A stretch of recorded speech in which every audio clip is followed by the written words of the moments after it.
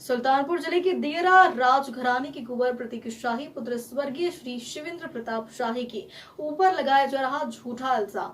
राजघराने के लड़कों को बताया जा रहा है नौकर का पुत्र। इसमें क्या है पूरी सच्चाई और क्यों कुंवर प्रतीक शाही के ऊपर लगाया जा रहा है इल्जाम और क्यों किया जा रहा है बदनाम। भारत न्यूज 24 की टीम को जानकारी होने पर कुंवर प्रतीक शाही से बात करने पर उनकी ही जुबान से सुनिए सच्चाई। मैं प्रतीक शाही पुत्र स्वर्गीय शिवेंद्र प्रताप शाही देरा का निवासी हूँ।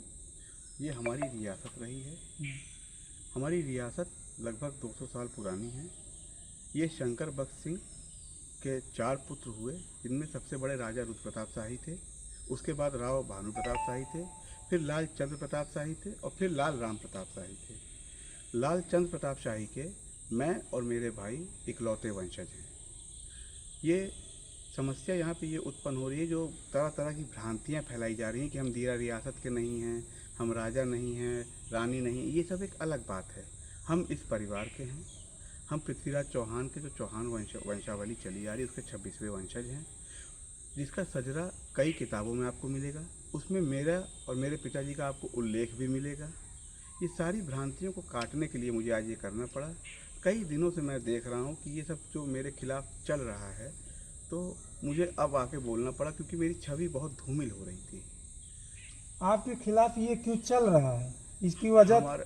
हमारे और हमारे परिवार में चाचा लोगों में एक मुकदमा चल रहा था प्रॉपर्टी का, ट्रस्ट की प्रॉपर्टी का लेके, तो जिसमें हम और हमारे पिताजी मुख्य ट्रस्टी घोषित हो गए। फिर उनके बाद मैं, मेरे भाई और मेरी माताजी मुख्य ट्रस्टी घोषित हुए।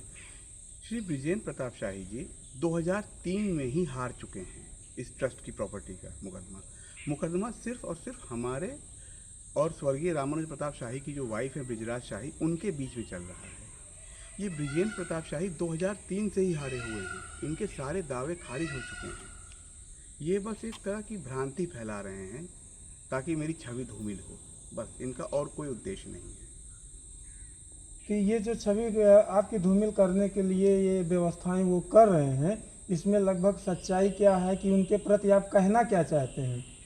इसमें कोई सच्चाई नहीं है और उनके प्रति मैं सिर्फ और सिर्फ कुछ भी ऐसा कहना नहीं चाहता हूँ। वो एक मानसिक तौर पे बीमार आदमी है। वो मानसिक रूप से पूर्ण स्वस्थ नहीं है।